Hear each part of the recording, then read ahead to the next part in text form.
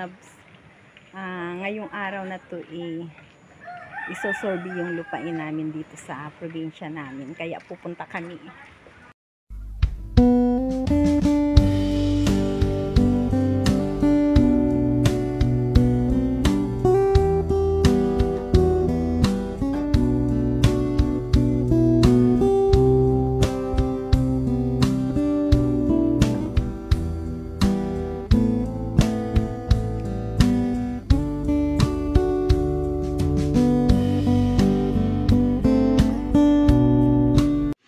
Napapansin ninyo mga lalabs, yung dinadaanan ko, makikita nyo yung ng view ng dagat.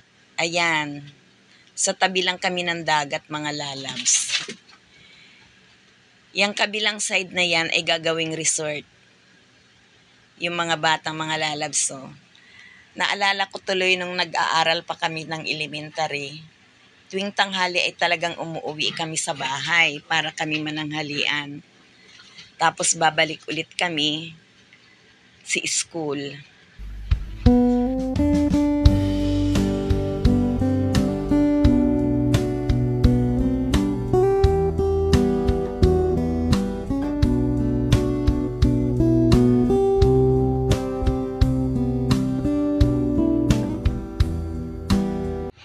Itong mga lalabs yung aming ipapasorbi. Lot 3370. Ito ay binili ng aming mga magulang kaya ipapasorbi namin at i-partition na. Ayan mga lalabs. Maliit lang na bahagi ng lupa na to. Bali 4,000 mahigit square meters mga lalabs. Ito may mga bahay na dito dahil ang mga kapatid ko dito ay nagtayo na ng mga bahay. Mag-uumpisa na magsorbi mga lalabs.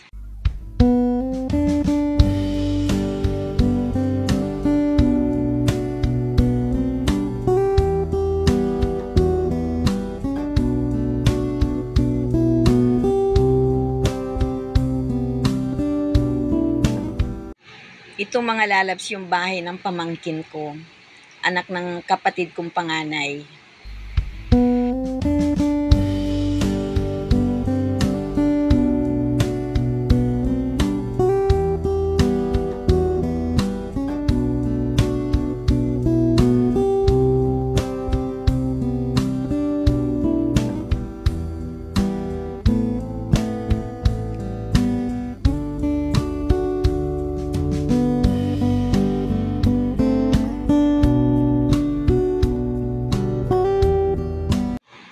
Ito naman mga lalabs ay bahay din ng pamangkin ko.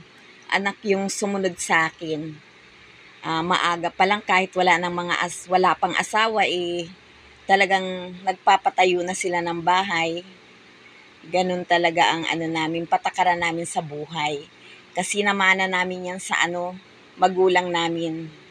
Kailangan bago ka magkapamilya handa ka. Yang nakikita ninyong nakasako mga lalabs, mga kalakal yan. Yan ang negosyo ng kapatid ko. Sila ang namimili ng mga kalakal dito sa probinsya namin.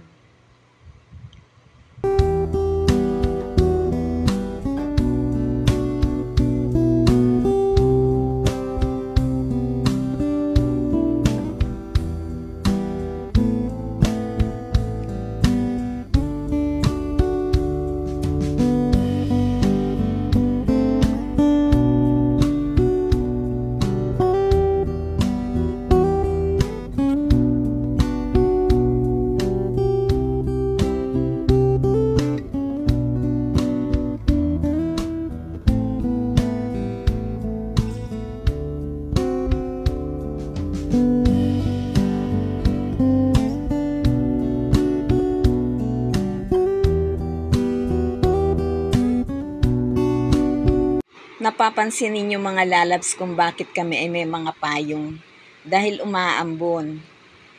Kahit umaambon, tinuloy namin yung pagpapasorbi. Dahil meron pa kaming isusunod na ipasorbi, yung nabili din ng magulang namin.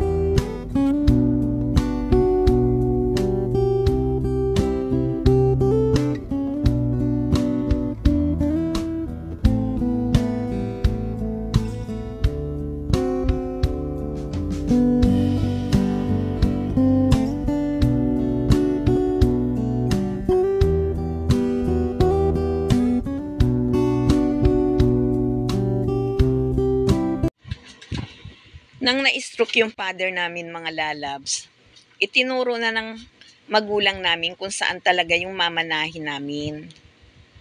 Kasi hindi na siya makapagnegosyo dahil nga naapektuhan yung kanyang utak. Yung mother naman namin, siyempre yung father talaga namin ang nagdadala ng negosyo namin. Kaya ayan. Pero itong sinosorbi namin ngayon, kailangan i-repartition to kasi malapit to sa dagat at kailangan hati-hati kami dito, mga lalabs. Maliban doon sa mga ibang lupain na naiwan nila, talagang alam na namin kung saan talaga yung sa amin, mga lalabs.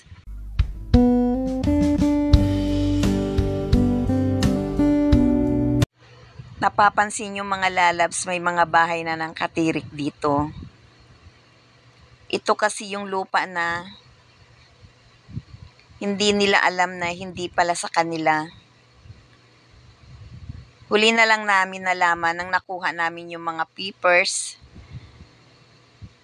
nung namatay na yung mother namin. Mag-iisang taon pa lang namatay yung mother namin itong February. Kaya napagpasyahan na namin magkapatid na kunin na namin yung mga nakatagong mga papili sa lupa. Ayan, natuklasan namin na lupa pa pala namin itong mga lalabs.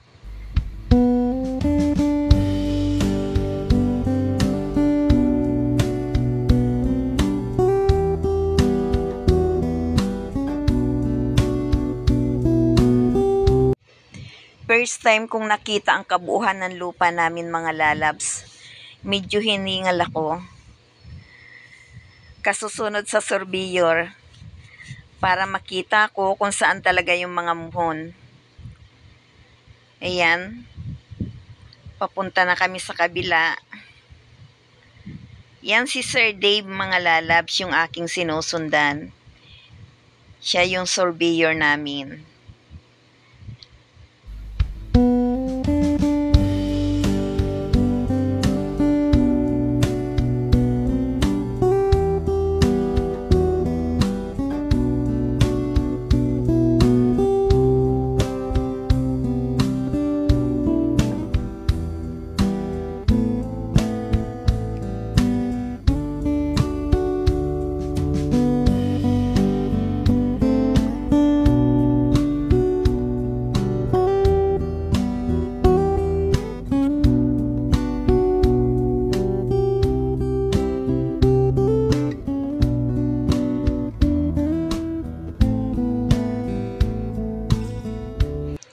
Natapos na, mga lalabs, ang aming repartition. Ngayon pupunta kami sa abogado para gagawa ng agreement na pumapayag kami magkapatid sa aming repartition at para mailagay na rin sa aming pangalan, magkapatid. Kaya nagbiyahe kami dahil medyo malayo yung aming abogado sa baryo lang. Kasi baryo lang yung kinalalagyan ng lupa namin, mga lalabs. Ngayon ay pupunta kami sa bayan para makipagkita sa aming abogado, mga lalabs. Samahan nyo kami, mga lalabs, hanggang sa pagpunta namin at makarating kami sa aming pupuntahan.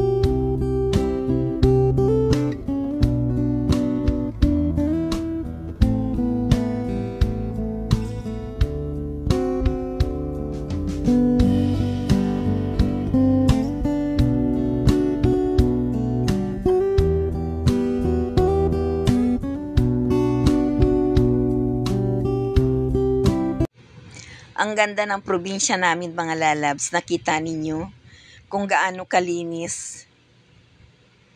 Ang linis ng mga daan. Wala kayong makikitang basura. Ganon kalinis dito mga lalabs. Kahit iilan-ilan lang yung mga bahay at hindi gaanong malalaki yung mga building, pero nananatili siyang malinis. Ang daming bawal dito mga lalabs. Kahit sariling tanim mo na na kahoy ay hindi mo pwedeng puputulin. Kailangan may permiso ka. Ganong ka-stricto dito mga lalabs. Kasi iniiwasan yung pagbaha. Ayan, makikita ninyo. Walang edit yan mga lalabs. Talagang yan ang nakikita ninyo. Ayan talaga. Sadyang malinis talaga sa aming probinsya.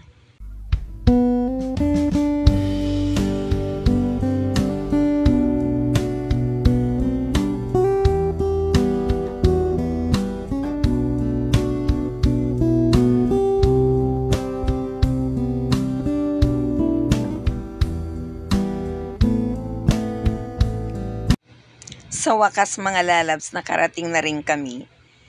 Maraming kliyente si attorney. Ayan, pumasok na yung hipag ko at saka ate ko. Ay, andito lang muna ako sa labas. Ng biyahe namin, nakarating din kami. Wala kasi sa San Agustin ng na mga doon, mga attorney, kaya dito sa Udyongan kami mga lalabs. Paano ka rin? Oo,